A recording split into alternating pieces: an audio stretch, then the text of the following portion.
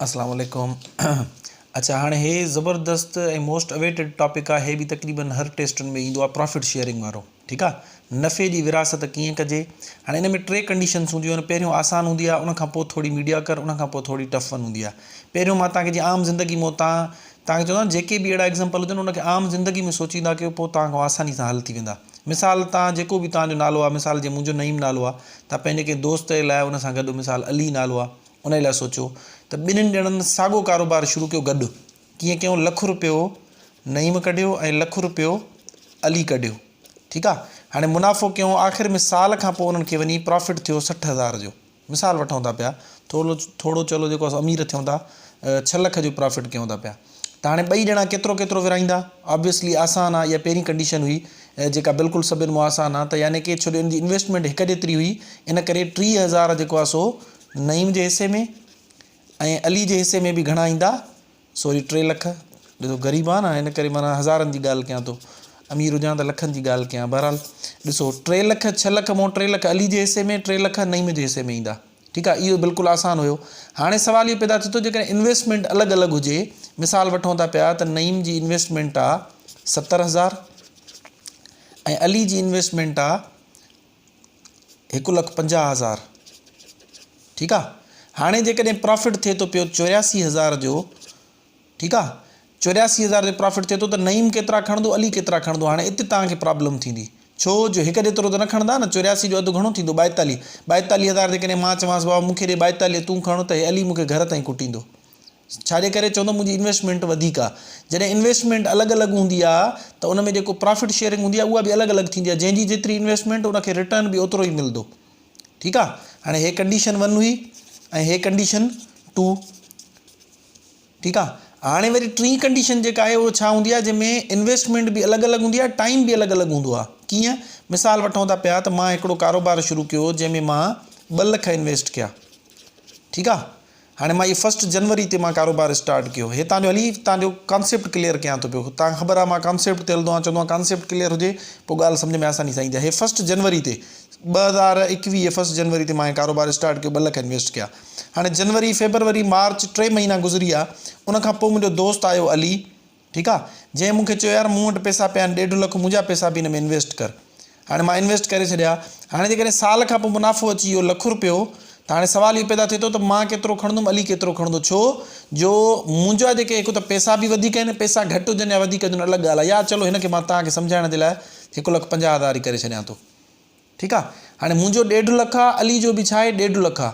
त हाणे छा हिन मां ₹1,00,000 जेको मुनाफ़ो थियो आहे त हिन मां ॿई 50,000 खणंदासीं? जवाबु आहे न। इन करे जो मुंहिंजा जेके आहिनि सो पैसा जनवरी फेबरवरी मार्च अप्रैल मई 12 ई महीना मुंहिंजा पैसा इन्वेस्ट थियल हुया। ऐं अली जा घणा महीना इन्वेस्ट थियल हुया? पहिरियां 3 महीना न हुयो, जनवरी फेबरवरी मार्च न हुयो। इन जो मतिलबु आहे 3 महीना कटिजी वेंदा, बाक़ी 9 मंथ्स जे लाइ हिन जी इन्वेस्टमेंट थियल हुई। सो इन करे प्रॉफिट शेयरिंग बि हिकु जेतिरो न ईंदो। हे 9 महीना तव्हांखे हिन मथां सम्झ में न अचे। मिसाल वठूं था पिया 1 जनवरी ते मां स्टार्ट कयो, 10 महीना गुज़री विया, 11 महीना इनफैक्ट चलो गुज़री विया, नवंबर बि गुज़री वियो। आख़िरी महीने में 1 डिसंबर ते आयो, चई यार मुंहिंजा पैसा इन्वेस्ट कर। हिसाब साल खां पोइ थींदो आहे। ठीकु आहे, हाणे मां हिन जो ₹1,00,000 इन्वेस्ट कयो। छा महीने खां पोइ सॉरी 1.5 लख हिन जो इन्वेस्ट कयो, महीनो अञा मस गुज़रियो, ₹1,00,000 इन्वेस्टमेंट अची वई, प्रॉफिट अची वियो। छा मां हिन मां 50,000 हिन खे कढी ॾींदुमि? ज़ाहिरी ॻाल्हि आहे न, छो जो मां सम्झंदुमि त तव्हां हिन जो जेको आहे सो सिर्फ़ु हिकिड़े महीने जे लाइ पैसा इन्वेस्ट थियल आहे ऐं मुंहिंजा घणनि महीननि जे लाइ? 12 महीननि जे लाइ इन्वेस्ट थियल हुया। सो इन करे टाइम बि अलॻि अलॻि, भली पैसा साॻा हुजनि, टाइम अलॻि अलॻि आहे, त प्रॉफिट शेयरिंग बि अलॻि अलॻि थींदी। हे 3 कंडीशन्स आहिनि।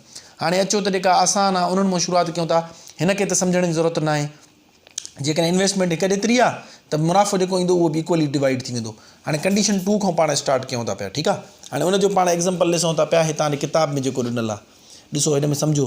हाणे हिन में 2 दोस्त आहिनि जंहिंजो नालो आहे, हाणे जेके बि मां हे कयां थो न, तव्हां हिनखे पंहिंजे लाइ इमेजिन कंदा कयो, पोइ तव्हांखे ईज़िली सम्झ में ईंदो। मिसाल छोकिरियूं ॾिसनि थियूं त हिकिड़ी ईअं सम्झो काइनात आहे ऐं ॿी जेको आहे सो साइमा आहे। छोकिरा ॾिसनि था पिया त हर को पंहिंजो नालो सोचे ऐं जेको आहे सो गॾु हिकिड़े कंहिं ॿिए दोस्त जो नालो सोचे छॾे। चए थो असद ऐं अमार हिकु कारोबार में तरतीब वार 63,000 ऐं 72,000 इन्वेस्ट कया। ठीकु आहे, आई होप तव्हांखे नज़र ईंदो हूंदो। हाणे तरतीब वार जो मतिलबु आहे त पहिरियों नालो असद जो लिखियलु आहे त पहिरीं रक़म बि असद जी हूंदी 63,000। ॿिए नंबर ते अमार जो नालो लिखियलु आहे त ॿिए नंबर वारी रक़म अमार जी हूंदी 72,000 रुपया। चए थो 45,000 साल खां पोइ मुनाफ़ो थियो, हर कंहिंजो प्रॉफिट केतिरो थींदो? हाणे अचो त इनखे पाण सम्झूं था त प्रॉफिट में शेयरिंग केतिरी थींदी। ॾिसो हाणे इन प्रॉफिट वारी शेयरिंग खे सॉल्व करण जे लाइ छा कबो आहे, सभिनि खां पहिरियों त जेके शेयर होल्डर आहिनि जंहिंजो हिसो आहे उन्हनि जा नाला लिखिबा आहिनि, यानी कि छा लिखंदासीं पाण, अमार, ऐं ॿियो छा लिखंदासीं, असद। ठीकु आहे। हाणे असां ॾिसंदासीं त अमार जी इन्वेस्टमेंट केतिरी आहे, असद जी इन्वेस्टमेंट आहे 63,000। ठीकु आहे। असद जी इन्वेस्टमेंट 63,000 ऐं अमार जी इन्वेस्टमेंट घणी आहे 72,000। हिन जे विच में निस्बत अची वई। ठीकु थी वियो। पहिरियों स्टेप, हाणे मां तव्हांखे स्टेप बाय स्टेप, जेकॾहिं दर्जो हिते न आहे लिखियलु, लिखण में टाइम लॻी आहे, तव्हां सिंपली ज़हन में रखो, 2 ॼणा आहिनि, हिकिड़े 63,000 इन्वेस्ट कया आहिनि, हिकिड़े 62,000, ऐं साल खां पोइ मुनाफ़ो आयो आहे 45,000 जो। ठीकु आहे। हे छा आहे हुननि जो मुनाफ़ो आहे। हाणे पहिरियों त जंहिंजा शेयर होल्डर हुजनि उन्हनि जा नाला लिखंदा कयो, हेठि उन्हनि जी इन्वेस्टमेंट लिखंदा कयो, आसान आहे न। उनखां पोइ छा करिणो आहे, छो करे निस्बत जी सूरत में आहे, यानी इन्हनि जो पाण में हे तालुक़ु आहे, निस्बत हमेशह सादी तरीन सूरत में हूंदी आहे, इनखे पाण सिंप्लीफाई कंदासीं। हाणे सिंप्लीफाई करण जो तरीक़ो इहो हूंदो आहे त तव्हां हिकु जेतिरियूं ॿुड़ियूं कटे छॾिजो। ॾिसो हेॾे 3 0 आहिनि, हितां 3 0 कटींदासीं, हितां बि 3 0 कटींदासीं, बाक़ी हिते घणो बचंदो 72, हिते घणो बचंदो 63। ठीकु आहे। हाणे असां गौर कंदासीं ॿिन्हिनि ते 9 जो खोड़ वञे थो पियो। 1 नाना 2 अरिड़हं 3 27 4 36 5 45 6 54 7 63। हिन ते घणा दफ़ा वियो 7 दफ़ा, ऐं 8 72, हिन ते 8 दफ़ा वियो। हाणे इन खां वधीक सिंपलेस्ट जेको आहे सो नथो थी सघे। ठीकु आहे। स्टेप 1 छा कंदो, स्टेप वाइज़ मां तव्हांखे ठाहींदो हलां त जेके इन्वेस्टर आहिनि उन्हनि जा नाला लिखी हेठि उन्हनि जी इन्वेस्टमेंट लिखंदो आहे। हिन हेतिरा 3 ॼणा हुजनि न, मिसाल अली, अहमद ऐं सलीम। अली 10,000, अहमद 15,000, सलीम जेको आहे 25,000, ईअं 3 नाला लिखी हुननि जे हेठां इन्वेस्टमेंट लिखी वञो आहे। स्टेप 1 इहो आहे, इन्वेस्टर जेके आहिनि उहे लिखो ऐं उन्हनि जी जेतिरी इन्वेस्टमेंट आहे उहो लिखो। स्टेप 2 छा आहे, स्टेप 2 आहे निस्बत खे सादी सूरत में आणियो। निस्बत खे सादी सूरत में आणियो। निस्बत खे सादी सूरत में कीअं आणिबो आहे, हिकु जेतिरा 0 कटिबा आहिनि, 0 कटिजी विया, बाक़ी जेके अंग बचा उन्हनि ते ॾिसो खोड़ो वञे थो, खणी अचो। ॾिसो स्टेप 2 बि थी वियो। हाणे स्टेप 3 जेको आहे सो उहा निस्बतुनि जो जोड़। ठीकु आहे। जीअं मां ॿुधायांव थो एज़ इट इज़ हलंदा वञिजो। हाणे निस्बतूं आयूं आहिनि, हिकु 8 ऐं ॿी 7, इन्हनि ॿिन्हिनि खे पाण जोड़ कंदासीं। 8 ऐं 7 घणा थी वेंदा 15। हे असांजो स्टेप 3 थी वियो, निस्बतुनि जो जोड़। पहिरियों स्टेप इन्वेस्टर जा नाला लिखो। स्टेप 2 हे तव्हांखे सम्झाइण जे लाइ जेको आहे सो मां एॾो कयां थो, बाद में तव्हां इहे सभु जेके आहिनि न, ऐं मुंहिंजा स्टूडेंट कंदा आहिनि 3 खां 35 सेकंडनि में, तव्हांखे शॉर्टकट बि इनशाला हणाईंदुमि। अहिड़े क़िस्म जा तव्हां 3-35 सेकंडनि में करे वेंदो, डायरेक्ट ज़बानी कंदो इनशाला। ठीकु आहे। स्टेप 1 छा हुयो, इन्वेस्टर जा नाला लिखी हुनजी इन्वेस्टमेंट लिखीसीं। स्टेप 2 सिंप्लीफाई, निस्बतुनि खे सादी सूरत में। स्टेप 3 निस्बतुनि जो जोड़, यानी जेके सादी तरीन सूरत में निस्बतूं बचनि उन्हनि जो जोड़ करे लिखो। ठीकु आहे। इहो थी वियो। स्टेप 4 इहो आहे त इनखे हितां हिन जे हेठां खणी वञो, किथे, जेको तव्हांजो मुनाफ़ो आहे इन जे हेठां वञी करे लिखोसि 15। हे स्टेप 4 आहे। असां इन्वेस्टमेंट लिखीसीं, उन्हनि खे सिंप्लीफाई कयोसीं, निस्बतुनि जो जोड़ कढियोसीं। निस्बतुनि जो जोड़ किथे खणी वेंदासीं, जेको प्रॉफिट हुयो, मुनाफ़ो हुयो, उन जे हेठां खणी वेंदासीं वंड करण जे लाइ। हेठां ईअं लिखिबो आहे न, मिसाल 10 वंडिया 2, इन हेठां लिखण जो मतिलबु हूंदो आहे हे वंड थींदो।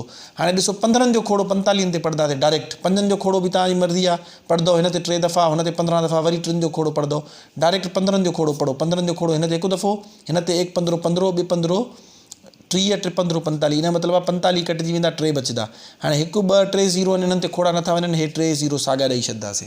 ठीकु आहे। हाणे इहो मां छा कयुमि, हिनखे सिंप्लीफाई कयुमि। सिंप्लीफाई करण खां पोइ छा जवाबु अची वियो 3000। हाणे इहो जेको 3000 आयो आहे इहो असांजो आहे हिकु हिसो, 1 शेयर। ठीकु थी वियो। इहो असांजो छा थी वियो, 1 शेयर थी वियो। हाणे ॾिसो 3000 जो हिकिड़ो शेयर आहे। पोइ हिते तव्हांखे मां अॻियां हिकिड़े एग्ज़ाम्पल में सेखारिया आहियूं त ईअं सम्झो 3000 जूं तव्हां गॾियूं ठाहे रखियूं आहिनि। 1000 जा 3 नोट, उन जे मथां रबड़, वरी 1000 जा 3 नोट, वरी उन जे मथां रबड़, वरी 1000 जा 3 नोट, ईअं तव्हां ठाहे रखिया आहिनि। हाणे अहिड़ा जेके आहिनि शेयर, हिन खे घणा मिलंदा 8। ठीकु आहे। 8 घणो थी वेंदो 24,000।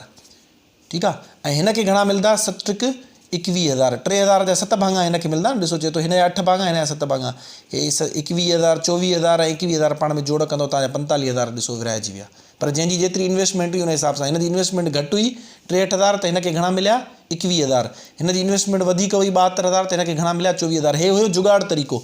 हाणे तव्हां कंदो छा, हिते तव्हां नाला लिखंदो, ॾिसो अमार, ऐं हिते छा लिखंदो असद।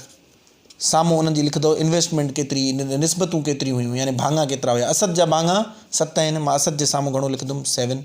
ऐं अमार जा भाङा घणा आहिनि 8 आहिनि, मां हिते लिखंदुमि 8।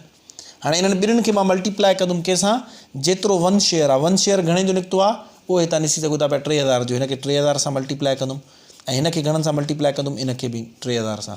हाणे घणो थी वेंदो 8 ट्रिक 24,000 ऐं हे घणो थी वेंदो असद 7 ट्रिक 21,000। हाणे इहा ज़रब जेकॾहिं तव्हांखे न ईंदी आहे त इन जो शॉर्टकट बि ॿुधायांव थो। सिर्फ़ु अंग ज़रब थींदा आहिनि, जेके ज़ीरो वारा ज़रब न थींदा आहिनि, ज़ीरो न थींदी आहे ज़रब। 7 ट्रिक 21, पोयों ॾिसो 1 2 3 0 1 3 0 मां ॾेई छॾिया। हिते 8 ट्रिक 24, पोयों 1 2 3 0 हुया, मां हेॾे 3 0 ॾेई छॾिया। हाणे ॾिसो तव्हां टोटल हिन खे जोड़ कंदव त 21 ऐं 25,000 घणो थी वेंदो, टोटल 45,000 जेको असांजो शेयर हुयो।